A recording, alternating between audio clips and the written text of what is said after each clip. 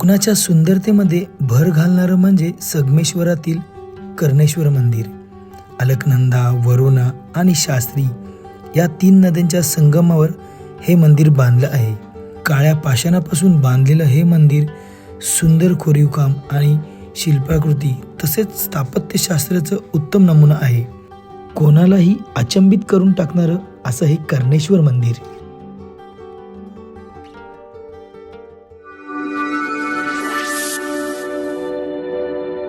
सरदेसाईंचा वाडा बघून थोडं पुढे आल्यावर ना संगमेश्वरमध्ये अजून एक अचंबित करणारी गोष्ट आहे. ते म्हणजे हे पूर्णपणे काळ्या पाषाणामध्ये बनवलेलं कर्णेश्वराचं मंदिर.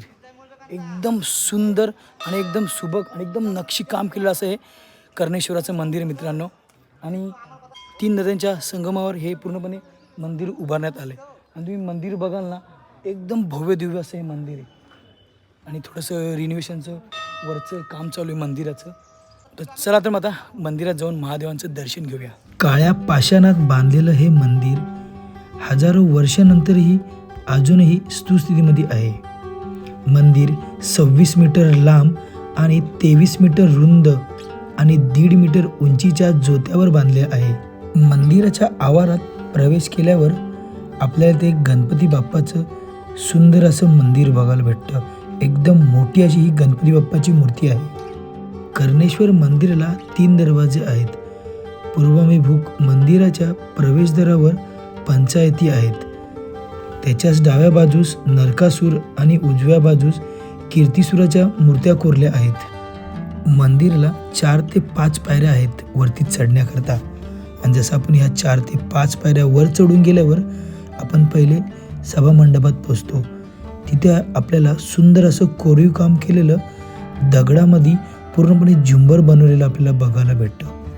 आणि त्याच्याच बाजूला आपल्याला विष्णूची पूर्णपणे दगडामध्ये कोरलेली मूर्ती आहे. आणि त्याच्याच वरती आपल्याला पूर्णपणे दशावतार कोरलेले बघायला भेटतात. सुंदर अशी नक्षीकाम आणि कलाकृती केलेलं असं हे मंदिराचं प्रवेशद्वार आहे.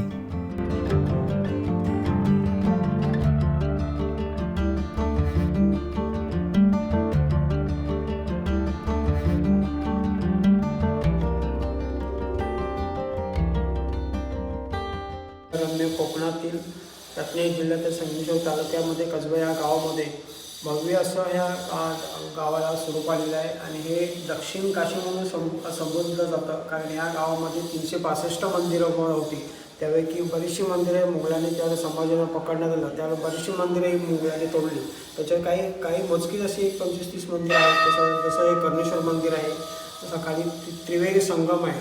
तिथं अलकनंदा, वरुणा, शास्त्री 3 नद्यांचा संगम आहे. त्याच्या शेजारी हे संगमेश्वर देवस्थान आहे. त्याचं हे कर्णेश्वर मंदिर हे शिवकार्य असून ते कौरव मंदिर आहे. एका रात्रीमध्ये बांधले. आणि जर खांब बघितलं तर पूर्ण अखंड आहे. त्याला कुठेही जॉईंटिंग असा विषय नाही. पुन्हा त्याचं नक्षीकाम आहे. आणि 4 खांबांवर देवता आहे. त्याच्यावर कलसाचं ओझं आहे. म्हणजे जे ओझं आहे ते कलसाचं देवताने आपल्या डोक्यावर घेतलेलं आहे. जर तुम्ही बारकाईने जर पाहिलं तर अतिशय असे सुंदर आणि सुसज्ज असे देवस्थान तुम्हाला कुठेही या महाराष्ट्रामध्ये बघायला भेटणार नाही. पूर्ण काळ्या दगडामध्ये आहे. तसंच इथे या कसब्या गावामध्ये संभाजी महाराजांना पकडण्यात आलं. त्यावेळेला त्यांच्या संघातील सरसेनापती मालोजी घोरपडे होते. मालोजी घोरपडे शहीद झाले. त्यांची समाधी इथून 11 किलोमीटर कारभाटले गाव आहे तिथे आहे. तसंच संभाजी महाराजांची सासरवाडी श्रृंगारपूर, शिवाजीचं माहेर हे श्रृंगारपूर आहे. आणि इथून महाराजांना पकडून घेऊन गेले. मुख्य मंडपात प्रवेश केल्यावर नंदी आहे. मंडपाला 4 एकसमान खांब आहेत. दक्षिण द्वाराजवळील खांबावर शिलालेख कोरलेला आपल्याला आढळतो. मुख्य मंडपाच्या डाव्या हाताला श्री महालक्ष्मींची मूर्ती आणि उजव्या बाजूला शेषरूपी विष्णूंची मूर्ती आहे. 4ही छतांच्या खांबावरती देवांनी पूर्णपणे ह्या मंदिराचा भार उचललेला आहे. त्याकरता छतांच्या वरती पूर्णपणे देवी देवतांच्या मूर्त्या कोरलेल्या आहेत. मंदिरामध्ये देव, दानव, नृत्यांगिना, किन्नर, यश, यक्षिका आदी मूर्त्यांचं कोरीव काम अत्यंत सुंदर केलं आहे. त्या काळातही इतके सुंदर शिल्प कशी काय घडवले असतील असा प्रश्न तुम्हाला नक्कीच पडेल. 5 पांडवांनी हे मंदिर एका रात्रीमध्ये बांधलं होतं अशी इथे आख्यायिका आहे. पण काही कागदपत्रांनुसार चालुक्य घराण्यातील राजा कर्णदेव यांनी 11व्या शतकामध्ये या कर्णेश्वर मंदिराची बांधणी केली होती असे आपल्याला समजते.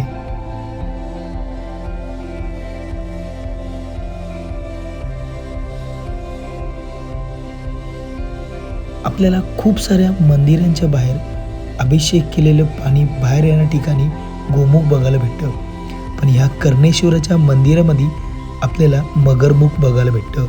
मगरमुख हे गंगेचं वाहन आहे आणि ह्या मगरमुखाच्या तोंडातून अभिषेक केलेलं पाणी बाहेर येतं ते म्हणजे गंगा समान मानले जातं.